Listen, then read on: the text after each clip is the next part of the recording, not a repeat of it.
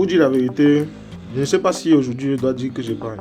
Ma première année en France, avec ce revenu de 615 euros, je pense que mon style de vie était légèrement en dessous du style de vie que je menais déjà au Cameroun, tu vois. Et quand tu es habitué à un style de vie, se retrouver en dessous de ce style de vie, c'est très très difficile. Ma vision des choses, c'est que entre le passage d'étudiant à salarié, c'est de ne pas changer son mode de vie. Parce que c'est la période durant laquelle il nous est possible de faire le maximum d'économies, si je peux dire.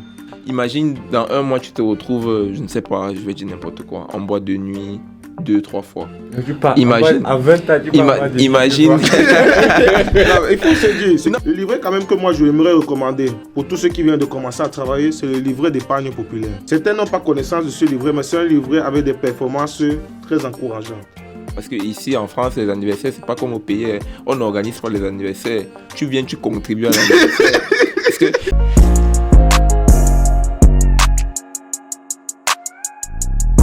Aujourd'hui, je suis avec deux jeunes, un salarié et un étudiant. Donc, chacun d'eux va nous donner son retour d'expérience sur comment est-ce qu'ils gèrent leur argent. Est-ce que vous avez déjà été à découvert? Bon, je vais débuter pour ma part. Bien, effectivement, j'ai déjà été à découvert. J'ai été à découvert lors, je veux dire quoi, de la réalisation des transactions. Donc, ça veut dire que j'ai réalisé soit un paiement, soit un virement qui devait passer à une date. Et il y avait un agent qui devait tomber. Sauf que l'agent en question est tombé après le prélèvement, alors qu'il était supposé tomber avant. Donc, par décalage, j'ai été à découvert. Mais ce n'est pas sur de longues périodes. Donc, c'est des périodes de quelques jours. Ça se corrige très rapidement. moi, je vais rebondir sur la question en disant qu'au jour d'aujourd'hui, je perçois une rémunération en tant que stagiaire. Je reste quand même un étudiant. Donc, du coup, je suis arrivé en France dans la situation d'un étudiant. Et je pense qu'au sein de la communauté estudiantine, c'est plutôt un truc qui arrive de façon régulière, être dans les découvertes. Parce que, contrairement à ce que il a dit, c'est un truc ponctuel. Nous, on décide d'entrer dans le découvert. Donc toi, c'est vraiment... Les étudiants ils décident d'entrer dans le découvert. Justement, quand tu parles de mode de vie, en fait, le découvert, c'est quoi? C'est justement une solution de financement qui va te permettre de bénéficier d'une facilité de crédit pendant un laps de temps. Des fois, c'est rémunéré. Des fois, tu dois payer des intérêts. Des fois, non. Ça dépendamment du contrat avec ta banque. Et du coup, comment les étudiants perçoivent ça? Comment moi je perçois ça? Moi, je perçois ça comme un moyen de financer un mode de vie qui est au-dessus de tes moyens. Ouais, effectivement, j'ai été en découvert. Et justement, pour le dire de manière synthétique, ça réside juste d'une mauvaise gestion des finances tout au long du mois ou des semaines. Ok. Parce que par exemple, comme tu dis au départ, c'est que le découvert, c'est un mode de vie chez les étudiants. Ouais. Je partage pas cet avis. Ouais. On va dire, j'ai un peu la mentalité du pays. Je ne veux pas vivre à crédit. Je n'aime pas avoir l'argent des gens. Donc moi, j'ai jamais été à découvert, par exemple. Que ce soit étudiant ou même salarié, moi, le découvert, j'aime pas. Moi, je reste un étudiant aujourd'hui, mais j'ai une situation quand même assez différente. Et du coup, je pense que quand le revenu prend du volume, la discipline aussi est obligée de... le mode de vie et la discipline est obligée de suivre, quoi, tu vois. Comme Abraham Maslow disait, dans la pyramide des besoins, plus ton revenu augmente, plus tes besoins augmentent. Donc, c'est la nature.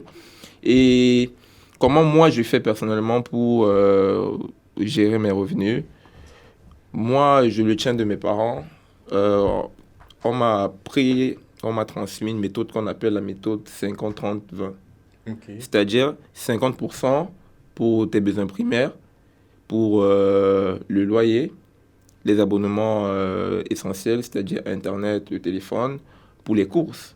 Ouais. 30% pour les plaisirs de la vie. Tu ne peux pas travailler un mois entier et tu ne peux même pas te faire plaisir un week-end. 30% pour les sorties, pour les abonnements qui ne sont pas essentiels.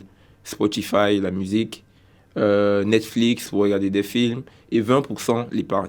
Est-ce que quand tu avais les 615 euros, tu arrivais à vivre avec ça ou tu étais souvent à découvert quand tu avais 600? Quand je me suis retrouvé ma première année en France, avec ce revenu de 615 euros, qui est la vie commune chez tous les étudiants, chez tous les nouveaux arrivants et tout, je pense que mon style de vie était légèrement en dessous du style de vie que je menais déjà au Cameroun, tu vois. Et quand tu es habitué à un style de vie, se retrouver en dessous de ce style de vie et recadrer tes dépenses quotidiennes, c'est très, très difficile, tu vois. C'est très difficile. Il faut un temps d'adaptation, il faut un temps pour faire un lien avec le nouvel environnement et tout, comment ça se passe et tout. Et tu as souvent tendance à te lancer dans les dépenses qui sont futiles ou des dépenses auxquelles tu t'es habitué et tout. Je pense que le premier piège auquel les étudiants sont souvent confrontés, c'est quand tu ouvres ton compte bancaire, tu as la possibilité d'activer ou de mettre en place un découvert ou pas. Tu vois. Et moi, aujourd'hui, si je devais parler au mois il y a 2 ans et demi quand j'arrive en France, je te conseillerais de ne pas ouvrir, de pas mettre en place une facilité de crédit. Okay. J'aimerais quand même ajouter quelque chose à ce qu'il a dit. Je comprends très bien de dire que le découvert, c'est une facilité de crédit qui permet de financer quelque chose. Mais il faut voir aussi que c'est un cercle vicieux. Pourquoi est-ce que je dis que c'est un cercle vicieux? Finalement, même si tu acceptes, quand tu as donné le conseil justement à notre audience de ne pas ouvrir le découvert, il faut préciser que le découvert, ce n'est pas infini. Ça veut dire qu'en soi, tu as une facilité jusqu'à un certain montant. En général, quand tu étudies, on va te donner une facilité à 100 €. Tu es d'accord avec moi? Tu vas ouvrir, tu vas avoir tes 100 €. Ce qu'il faut se dire, ça va t'aider ce mois-ci. Ça veut dire qu'au lieu d'avoir 615 € à dépenser le mois, tu auras 715 € à dépenser le mois. Ouais. Sauf que le mois suivant, qu'est-ce que tu as? On te donne 615 €. Mais au lieu de démarrer avec 615 €, tu démarres avec 515 €. Donc ça veut dire que tu as imputé ton mois suivant. Exactement. Donc certes, tu dis que tu veux te donner une facilité, mais ça t'ampute sur ton mois suivant dans la mesure où tu démarres à 515. Ça veut dire que même si tu veux continuer sur la facilité de crédit, ça veut dire que finalement, tu joues avec 515, mais sinon, tu retombes dans ton cercle vicieux. Ouais. Mais si tu maintiens ton train de vie où tu es supposé consommer 715, ça veut dire que finalement, ce n'est pas 100 € de découvert que tu acceptes, mais c'est 200 € de découvert que tu acceptes. Et tu continues comme ça, tu vas creuser un déficit que tu ne pourras plus fermer. Et toi, Guy, comment est-ce que toi, tu gères tes revenus? Comment est-ce que je gère mes revenus? Bon, quand on parle de gestion, ce qui est toujours intéressant, c'est de pouvoir mesurer ce qui était fait ou bien ce qui est fait, même si tu ne veux pas implémenter une gestion. Et quand il faut mesurer, c'est quoi? C'est voir comment est-ce que, sans avoir mis en place quelque chose de spécifique, tu as eu à gérer peut-être sur les 3 derniers mois. Quand je dis gérer sur les 3 derniers mois, ça veut dire que tu reprends tes relevés bancaires. Ce qui est intéressant, c'est que si tu payes tout par carte ou tu payes tout, en tout cas, de manière bancaire, non, en n'utilisant pas d'espèces, tu peux avoir une trace. Donc ça peut te dire que peut-être aujourd'hui, tu as pris 500 € de loyer, je ne sais pas, tu as utilisé 80 € pour ton transport, tu as utilisé, en faisant la sommation de tes courses hebdomadaires, peut-être tu as utilisé 50 € par mois. Ça te permet de dresser une liste. Et finalement, quand tu dresses ta liste, tu te rends compte que, bon, j'ai pour habitude peut-être de dépenser, je ne sais pas, 200 ou 250 € pour mes courses alimentaires mensuelles. Je fais 500 € dans le loyer. Je sais pas, j'utilise peut-être 150 € pour avoir un certain bien-être ou le train de vie ou quoi que ce soit. Et au final, tu fais ton calcul. Quel est le pourcentage d'épargne que je fais mensuellement? Maintenant, le truc, c'est quoi? Tout dépend de chacun maintenant. C'est que, quels sont les objectifs que je me suis fixés? Déjà, avant que je ne continue, j'aimerais préciser quelque chose. Je pense que tout homme ou toute femme, peu importe le stade de la vie dans lequel il se trouve, devrait épargner. Pourquoi est-ce que je le dis? Parce qu'il y a 2 épargnes. Il y a une épargne dans le cas optimiste. C'est de se dire que ça nous permet de constituer un capital pour pouvoir investir. Donc c'est pour nos investissements futurs. Parce que c'est bien beau d'avoir des idées ou quoi que ce soit. Tu n'as pas de capital. C'est compliqué de demander à quelqu'un de te financer si toi-même tu n'es même pas prêt à mettre de l'argent dans le truc. Le deuxième truc, c'est une épargne pessimiste. Ça veut dire que il faut savoir qu'une vie, ce n'est pas un long feu tranquille. On peut avoir des imprévus, on peut avoir des urgences. Il faut pouvoir avoir quelque chose de tampon qui nous permet de faire face justement à ces imprévus.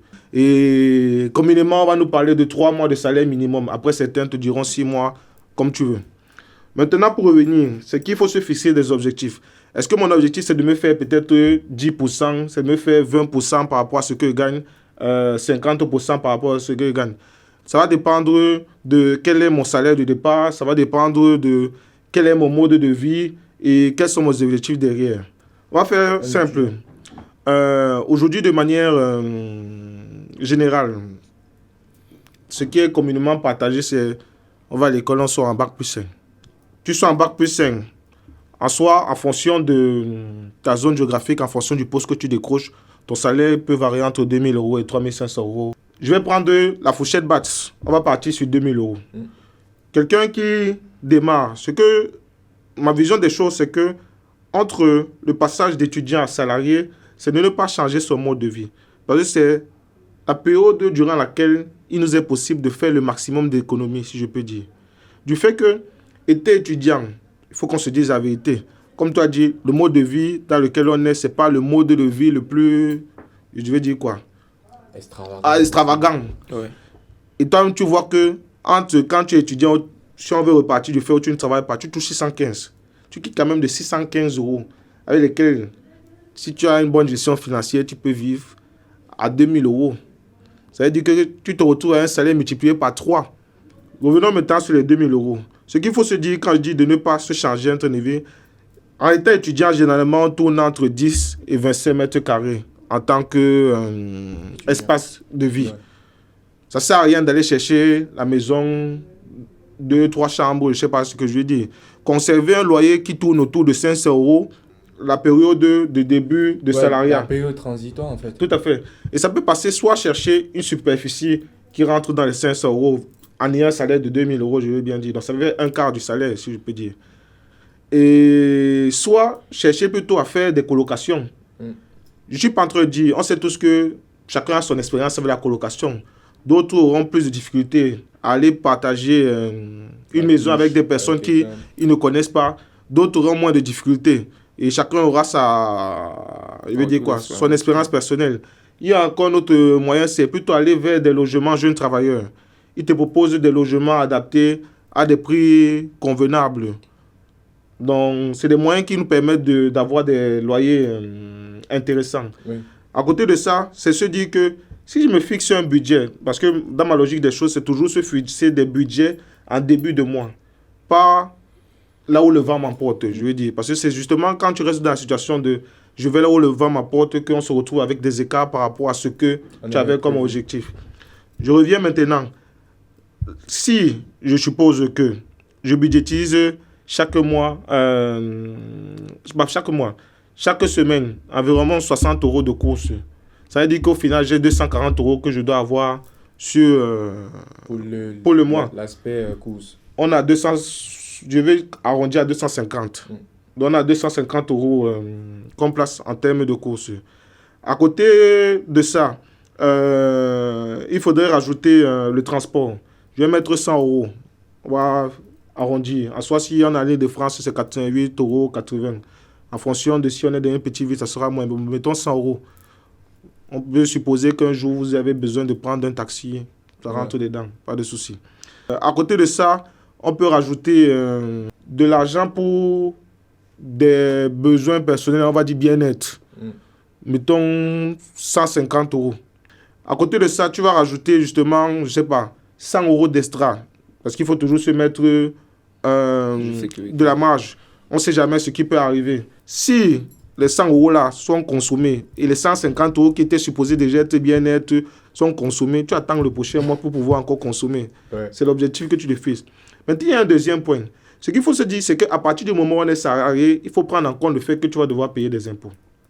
Les impôts se payent à partir du dépassement d'un certain montant, notamment 11 500 €. L'objectif, c'est de ne pas se retrouver à fin d'année avec des sommes astronomiques à payer sur 4 mois. Parce qu'il faut se dire c'est que si l'argent n'a pas été provisionné d'une certaine manière entre janvier et août, à partir de septembre, il y a un prélèvement obligatoire. Et c'est supposé être sur toute l'année. Donc l'objectif, c'est de quoi? C'est de provisionner cet argent pour que ça ne soit pas difficile, donc d'avoir la corde sur le cou. Parce que finalement, devoir payer en 4 mois ce que tu es supposé payer en 12 mois, on se rend bien compte que ça rend les choses difficiles. Tu vas être obligé de manière drastique à changer ton mode de vie ou bien tomber dans le découvert dont on parlait. Ouais. Parce que tu vas avoir besoin d'une facile de crédit. Sauf que ça fait 4 mois où tu vas devoir être à découvert. Ça fait un découvert plus important à chaque fois.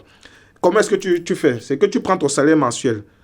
En général, tu vas devoir le lisser parce que il fait un calcul rapide. Tu prends ton salaire mensuel qui est 2000 aujourd'hui. Tu le divises par 12. On est autour de 165 par 12. Donc, mettons 170. Donc, ça veut dire que aujourd'hui, si je veux arrondir, ça nous fait un total de dépenses de 1200 €. Donc, ça veut dire que tu dégages quand même, comment ça s'appelle, une certaine épargne de 800 €. Bon, 1300 €, parce que c'était 1100 € plus... Ah, d'accord, bon, ça veut dire qu'on a 700 €. Ouais, donc, il reste 700 € d'épargne. Il reste 700 € d'épargne. Bon, 700 €, qu'est-ce que tu fais avec? Sur les 700 €, tu multiplies par 10, ça te fait 7000. Tu multiplies par 12, ça te fait 8400. Ça veut dire que si tu maintiens ce rythme, normalement, en fin d'année, tu es supposé avoir 1400 € d'économie que tu t'es fait. Donc, c'est ma façon de voir les choses après budgétiser. Maintenant, dans la façon de gérer l'argent, moi, j'ai un principe. Après, c'est un principe vraiment que j'ai apprécié. C'était après une lecture. Gérer mon budget en pilote automatique, je crois que c'est de Paul Laclé. C'est vrai que je le faisais en fait sans m'en rendre compte. Mais elle est là théoriser ça, entre guillemets, c'était de ne pas avoir un seul compte bancaire. Okay. C'est d'avoir un minimum 2 comptes bancaires. Et justement, elle parlait d'avoir un compte bancaire d'une banque traditionnelle et d'un compte bancaire d'une banque en ligne. Dans les dépenses qu'on a listées, d'un côté, on avait les dépenses, c'est ça que j'ai listé. D'un côté, on va avoir les entrées. En principe, quand on parle du salaire. Je ne vais pas lister si tu as des revenus passifs, on se limite au salaire.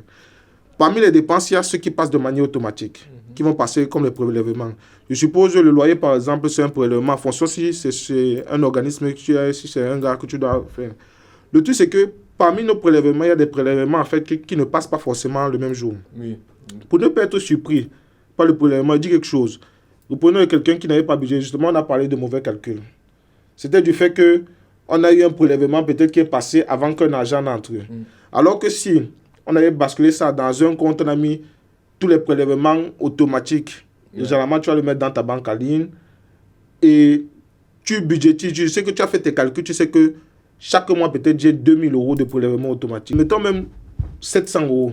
Ça veut dire que dans mon compte que j'ai avec le loyer, je mets les 700 € à l'intérieur. Et je sais que même si mon loyer passe le 21, alors que je perçois mon argent le 1er, au moins si j'avais budgétisé et...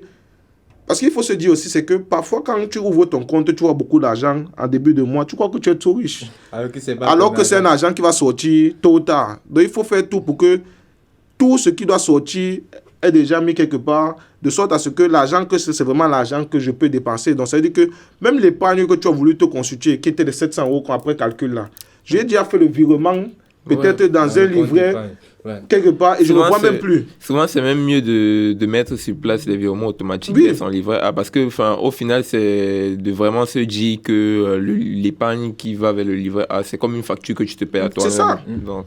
Et justement, quand il va te rester, toi, tu vas dire que bon, il doit tenir maintenant ce qui me reste. On fait comment? C'est là où tu vas maintenant entrer chaque fois dans ton argent.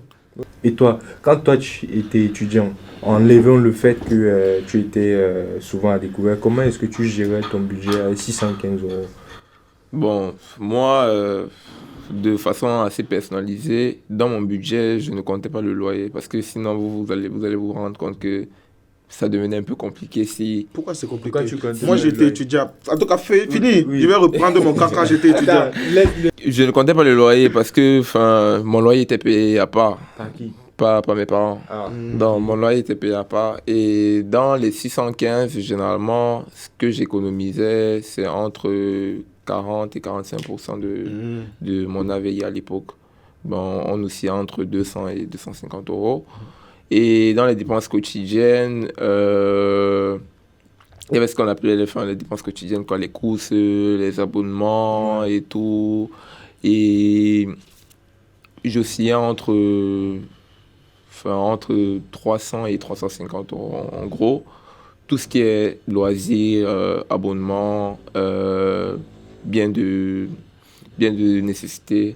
Et je me réservais toujours une marge, enfin, un matelas de sécurité entre 50 et 100 euros. Donc, généralement, c'est comme ça que je fonctionne. Donc, et ton loyer, sans indiscrétion, ton loyer coûtait combien? Mon loyer à l'époque coûtait 400 euros. Donc, ça veut dire en gros, tu avais 1000 euros qui étaient pour toi. Si Ouais, on peut dire. 400 Ouais, euros de tes parents, c'est ça. 615 euros. Donc, tu avais 1015 euros. Mais avec 1015 euros, tu arrivais quand même à être Mais- découvert souvent. Justement, quand je parlais de train de vie qui est au-dessus de tes moyens, c'est Ouais. durant le mois, tu arrives à faire des dépenses extravagantes. On est tous étudiants. Moi, j'ai encore 22 ans. Donc, ça veut dire qu'à l'époque, j'avais 20 ans. J'étais vraiment dans la fleur de l'âge. Imagine, dans un mois, tu te retrouves, je ne sais pas, je vais dire n'importe quoi, en boîte de nuit 2-3 fois. Donc, tu pars, Imagine- à 20 ans, tu pars Imagine. Non, il faut se dire. ce Non, que tu mais n'es pas faux. c'est la réalité. C'est la réalité. Enfin, je parle vraiment avec. Ah, bah, bah, Je bah, suis bah, d'accord. Je parle vraiment avec aucun masque, avec oui, toute et transparence, c'est tu même vois. bien. Je te dis que ce que tu fais, c'est très bien même. Parce que autant, entre guillemets, jouer la vie maintenant et être plus carré demain Bah, c'est ça. que de c'est se ça. retrouver à un âge où tu es supposé être responsable. Voilà. Tu te dis, bon, il y a des choses que j'aurais souhaité faire. Tu vas bousiller ta vie pour rien. Parce que même se rendre dans d'autres villes, toujours dans cette même France, Mhm. ça reste quand même un luxe. Oui. Se déplacer. C'est sûr. Non, Donc, le billet des voilà, trains, tu vois. Et Mhm. surtout si c'est des trucs qui sont pas forcément prévus, tu vois. Si tu ne planifies pas le voyage et que dans le truc, je sais pas, tu as un ami qui va organiser une fête, on t'a invité à tel anniversaire. Parce que ici en France, les anniversaires, c'est pas comme au pays. Hein. On n'organise pas les anniversaires. Tu viens, tu contribues à l'anniversaire. Parce que on va te dire, ok, il faut qu'on aille au resto et tout. Même si ça reste l'anniversaire, c'est toi qui payes ta facture. Tu comprends ce que je veux Oui, dire? Hein? je te comprends très bien. Voilà, donc imagine avec tous ces événements qui arrivent de façon fulgurante dans un seul même mois et tout. C'est normal que tu te retrouves dans cette situation-là. Enfin, Qu'est-ce que tu as changé dans ton mode de vie pour revenir un peu pour vivre dans tes moyens, quoi? Voilà, ok. Pour revenir et pallier à ce mal-là, c'était de me définir des objectifs. C'est quand je suis arrivé dans l'euphorie du truc, tu as envie de tout faire à la fois. Tu vois, tu es un peu pris par les pinceaux, tu as envie de voir tout le monde, tu as envie de profiter au max. Et des fois, tu perds un peu de vue tes objectifs. Et financièrement, il est toujours bon de se définir un objectif dès la base. L'objectif ne veut pas dire que ça soit forcément quelque chose qui soit carré, tu vois. Le voyage, c'est un objectif, par exemple. Aller à l'étranger, voyager, c'est un objectif. Offrir un cadeau à ses parents ou se faire plaisir pour son anniversaire, je sais pas, ça reste un objectif. Donc, une fois que je me suis fixé mon objectif, c'était vraiment de constituer un certain package parce que, vous vous remettez dans le contexte, j'étais en échange. Ce qui signifie qu'à la fin d'année, je devais retourner au Cameroun, tu vois. Ouais. Et tu t'imagines bien que ça paraît un peu bizarre que tu aies quitté ton pays et tout, où sensiblement la monnaie, l'euro a une valeur plus forte que le franc CFA et tu retournes sans argent. C'est bizarre. Donc, Oui, oui. je me suis dit, il me faut une somme conséquente, il me faut une économie et tout, comme ça, qui va me permettre déjà de profiter de mes vacances au Cameroun quand je vais rentrer, faire plaisir à ma famille quand je vais rentrer et avoir un certain matelas de sécurité quand je vais devoir revenir en France. Ok. Bah, après, on apprend de ses erreurs Ouais. de toute façon. Et c'est mieux, comme il a dit, de faire ces erreurs-là maintenant parce que plus tard, tu comprends la valeur de l'argent et se fixer des objectifs et tout. C'est vrai, vous avez parlé d'épargne un peu et tout. Et à ce jour, combien tu épargnes, en termes de pourcentage, tu épargnes à peu près combien de pourcents? Pour dire la vérité, je ne sais pas si aujourd'hui je dois dire que j'épargne. Parce que je n'ai plus la même configuration que j'avais. Pour vous donner un certain contexte, j'ai fait une alternance de 3 ans. Donc ça veut dire que j'ai gagné un peu l'argent assez tôt, si je veux dire. Vu que j'ai fait un cycle ingénieur. Donc ça veut dire qu'après 2 ans, j'ai commencé à avoir des entrées où je subvenais. Parce qu'avec l'alternance en soi, tu as quand même un salaire, tu es proche du SMIC. Et derrière, je suis après mon alternance, 3 ans de travail. Donc ça veut dire que j'ai eu le temps de me constituer une certaine épargne. Donc je ne suis pas sûr que, en tout cas, pour la question je vais parler d'épargne parce que finalement, certes, l'argent n'est plus dans mon compte. Dans la mesure où, après l'épargne, il y a un truc, il y a essayer de fructifier son argent. Donc, je suis dans la phase, essayer de fructifier son argent. Ok. Donc, ça dit que l'argent que je gagne, avant même que ça n'entre dans mon compte, c'est déjà fléché.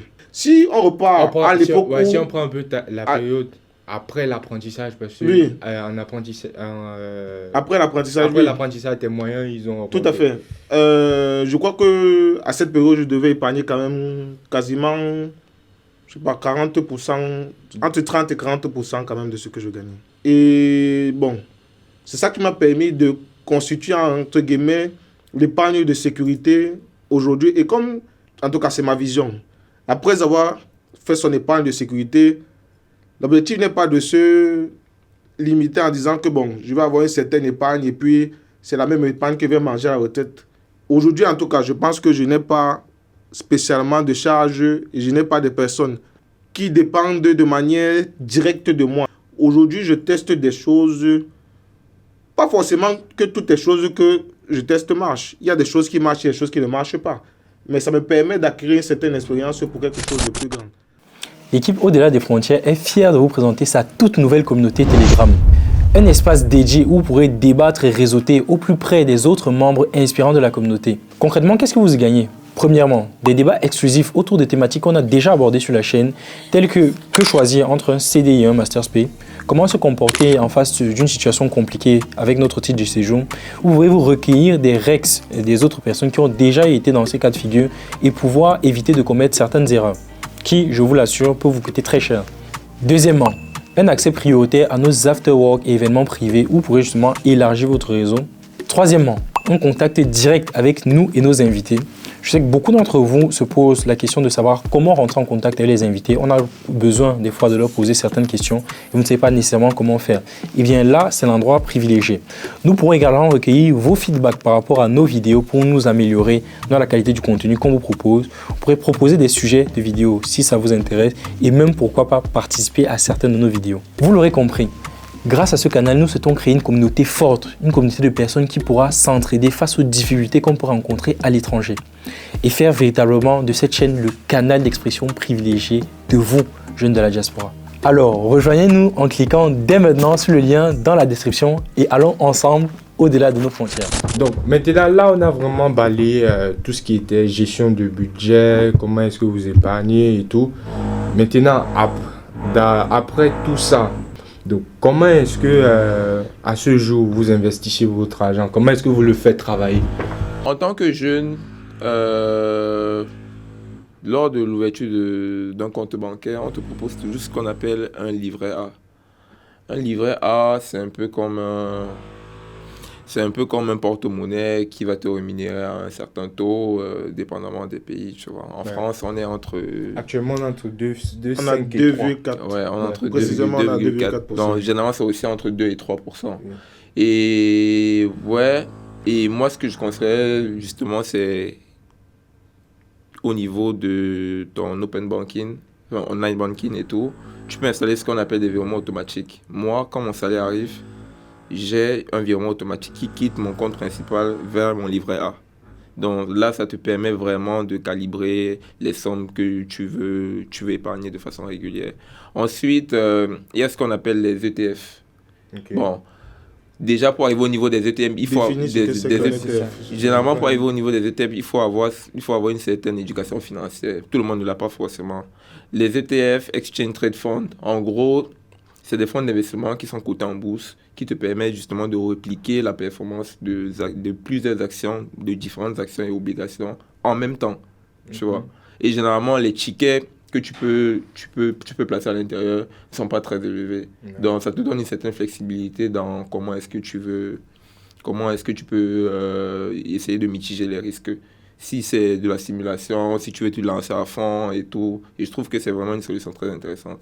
Déjà, comme tu as dit, il a utilisé beaucoup de termes techniques parce qu'il fait de la finance. Ouais, c'est ça. Mais je veux quand même essayer de mettre des métaphores qui vont permettre à chacun d'entre nous de comprendre ce qu'il est en train de dire.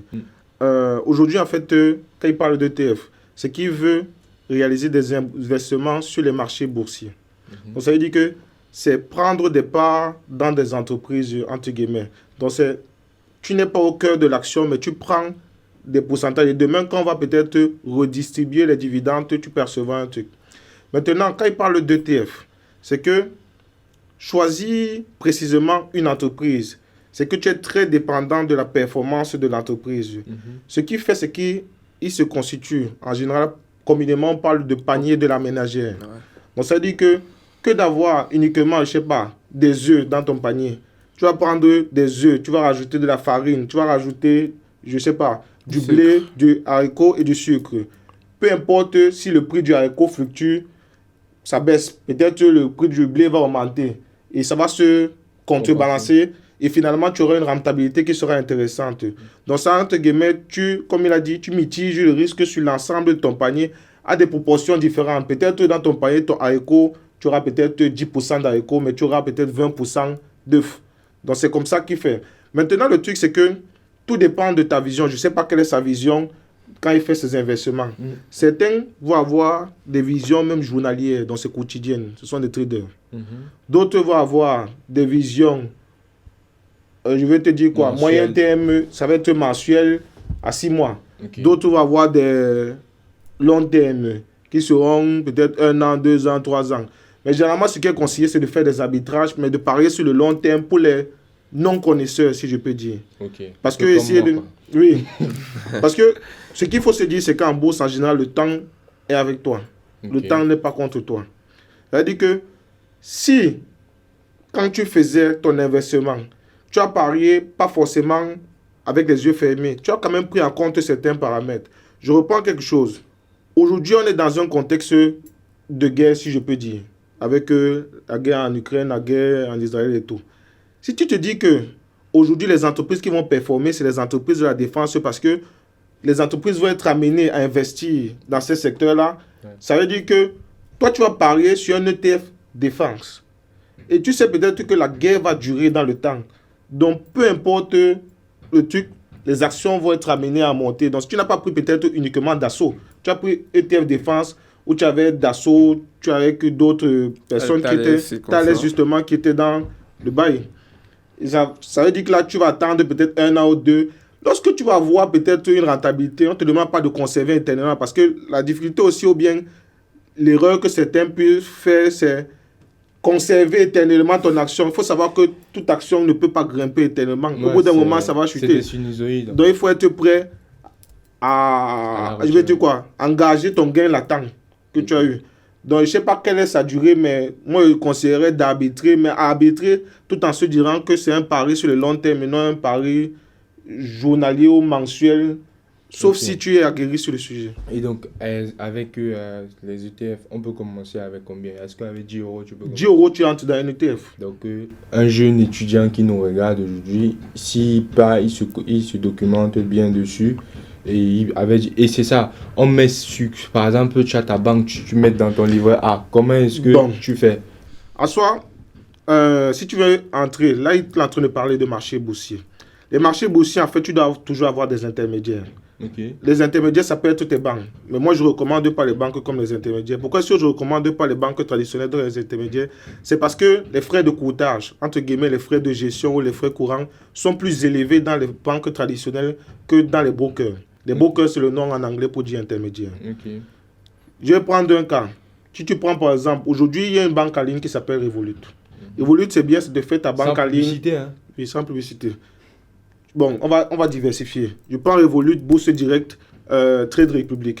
C'est des personnes que moi, je peux recommander dans la mesure où ils ne te prennent pas beaucoup de frais. Ils ne te prennent pas beaucoup de frais, ça veut dire que tu mets ton argent sans toutefois, je vais te dire quoi, si tu mets ton argent même sans mouvement, tu as au moins moins de frais, donc tu as tendance à pouvoir plus dégager du bénéfice. Et maintenant, c'est dans ces applications-là, entre guillemets, que tu vis ton argent, peut-être de ton compte bancaire à là-bas, et puis tu t'amuses à prendre soit des actions, soit des ETF, soit ce que tu veux. Je peux rajouter quelque chose à ce qu'il dit. C'est qu'aujourd'hui, tu as plusieurs véhicules d'investissement. Soit tu prends un compte titre, où tu auras une certaine imposition, qui sera de l'ordre de 30%, à soit 32, c'est 32, non, un truc comme ça. Ouais. Et il y a un autre qui s'appelle PEA. plan d'épargne en action. Ouais. C'est un autre véhicule qui, après 5 ans de détention, te permet d'avoir une décote, pas totalement exorée, ce serait très, je sais pas, trop beau, merci. Pour être vrai, tu as plutôt exonéré des cotisations sociales. Donc, tu coupes 17% au lieu de payer, je sais pas, 30%. Pratiquement la moitié. Pratiquement la moitié. Ouais. Moi, ce que je trouve, c'est que quand on débute dans la réalisation de son épargne, moi, ce que je recommande, c'est jouer avec les livrets. Pourquoi je dis jouer avec les livrets? C'est parce que ce qui est bien, c'est qu'il y a une diversité de livrets. On a dit par exemple les livrets A. Ce qui est intéressant dans les livrets A, c'est que ton argent est toujours disponible. Ça veut dire que dit quelque chose. Tu as viré par exemple, je sais pas, en début de mois, même 2 000 euros, même 3 000 euros dedans. Et que finalement, je sais pas, avant que le mois ne finisse, tu as les problèmes, tu te rends compte qu'il faut faire appeler l'argent là parce que tu dois gérer tes problèmes. Tu peux aller faire appeler. C'est disponible à tout moment. Mais c'est rémunéré à 2,4%. Je ne sais pas si je dois dire, mais heureusement, mais bon. C'est rémunéré à 2,4%. Ouais. En tout cas, aujourd'hui. Oui. À côté de ça, il y a des livrets plus performants qui ont les mêmes conditions. Peut-être pas les mêmes conditions de plafond, parce que ce qu'il faut aussi dire, c'est que les livrets sont plafonnés. Oui, donc, tu ne peux pas verser peut-être 100 000 euros sur un livret A. Livret de mémoire, c'est 22 000 euros. Ouais, 22 000 euros, LDDS 12 000 et puis livret jeune 1600. Oui, tout à fait. Le livret quand même que moi je aimerais recommander pour tous ceux qui viennent de commencer à travailler, c'est le livret d'épargne populaire. Certains n'ont pas connaissance de ce livret, mais c'est un livret avec des performances très encourageantes. Pourquoi je dis ça? C'est un livret qui est ouvert pour des personnes ayant des revenus modestes. Modeste, entre guillemets, il faut que ton revenu fiscal de référence soit inférieur à 26 000 euros de mémoire sur ton année N-2. Bon, ça c'est autre chose. Il y a quelques temps, c'était rémunéré jusqu'à 6,1%. Vous vous rendez bien compte qu'avoir 6,1% garanti, donc ça veut dire que je ne prends pas de risque comme dans le cas de l'ETF. Ça reste intéressant. Ouais. Je crois qu'aujourd'hui, le taux de rémunération est de 3,4%. Je pense bien que 3,4%, c'est toujours plus intéressant qu'un livret A. Ouais. Alors que quand j'ai le choix, je préfère fermer, atteindre le plafond d'abord sur mon livret d'épargne populaire avant d'investir sur mon livret A. Tu vois ce que je veux dire? Parce que ça me rapporte plus de mettre l'argent dessus, tout en sachant que c'est les mêmes conditions. Demain, j'ai un problème, je peux encore aller chercher l'argent dessus. Ça, c'était le livret d'épargne populaire que je voulais présenter. Maintenant, il y a un autre truc qui est intéressant, mais par contre, là, ça n'a pas la même flexibilité qu'un livret A ou qu'un livret d'épargne populaire. C'est le PEL. Ouais. Plan d'épargne au logement. Mais sauf que la vision est différente. Le plan d'épargne au logement, en fait, c'est un livret d'épargne qui a un objectif d'acquérir un logement ou d'acquérir un bien immobilier par la suite. Le truc, si je ne me trompe pas, le taux de rémunération aujourd'hui, c'est 1,75%. C'est 1,75%, mais tout l'argent comme à l'intérieur, tu ne peux plus le... Bon, pas que tu ne peux plus le récupérer. Tu ne peux pas le récupérer tant que tu ne clôtures ton livret. Tant que tu n'atteignes le plafond? Ce n'est pas une question de plafond. Tant que tu clôtures. Okay, quand tu ne clôtures. Donc, ça veut dire que le jour où tu vas vouloir retirer de l'argent dans ton PEL, le jour-là, tu es obligé de tout retirer. Il n'y a pas de retrait partiel. Grosso modo, parce que, comme on a dit, je ne veux pas qu'on commence, sinon après, les puristes vont venir discuter. Je fais un truc pour que tout le monde puisse comprendre rapidement. Là, on a balayé un peu tous les plans d'épargne qu'on peut avoir, qu'on peut utiliser pour faire fructifier son argent lorsque on a une bonne épargne. Maintenant, quels sont les conseils? Je ne sais pas, est-ce que vous avez des conseils à donner à nos auditeurs? Ok. Moi, en revenant sur toute la durée de l'échange, en fait, et sur la globalité de l'échange, c'est déjà se fixer des objectifs quand on veut épargner. Se fixer des objectifs, adopter une méthode, que ce soit la budgétisation ou autre chose, adopter une méthode, garder de la discipline, parce que la discipline est reine de toutes les pratiques. Et surtout se dire qu'il vaut mieux épargner de façon régulière, même si la somme n'est pas conséquente, que de se dire qu'à un moment donné, tu vas mettre un gros montant dans ton épargne. Il faut vraiment, c'est la consistance qui compte le plus dans l'épargne. Et maintenant, pour savoir qu'est-ce que tu peux faire, quelles sont les alternatives, qu'est-ce que tu peux faire avec ton épargne, je pense que l'éducation financière la chose à le plus valoriser, quoi, tu vois. Se documenter, s'édifier, s'éduquer, que ce soit sur Internet ou que en lisant des livres et tout. Et voilà, et surtout éviter la thésaurisation. Quand je parle de thésaurisation, je parle du fait de prendre de l'argent, le mettre en bas de son matelas et l'argent, il ne se fructifie pas. En tout cas, par rapport à ce qu'il a dit, je ne vois pas spécialement ce que je vais rajouter parce qu'il a bien résumé l'intégralité de l'échange, les petits conseils qu'il aurait pu donner. Juste pour donner un petit tips à ceux qui connaissent discipline, consistency, commitment. Merci beaucoup d'être passé sur la chaîne Marc et Guy. Merci pour vos retours. Je pense que beaucoup apprendront. Et comme on dit toujours, la chaîne, c'est vraiment pour donner des retours, partager ce qu'on connaît, sachant qu'on n'a pas la science infuse. Donc, si il y a des personnes qui jugent qu'il y a des choses qu'on a oubliées ou mal formulées, il n'y a pas de souci. Vous pouvez ajouter en commentaire. Et c'est comme ça qu'on apprend tous. Donc, d'ici là, je vous dis à très bientôt et merci. Au revoir.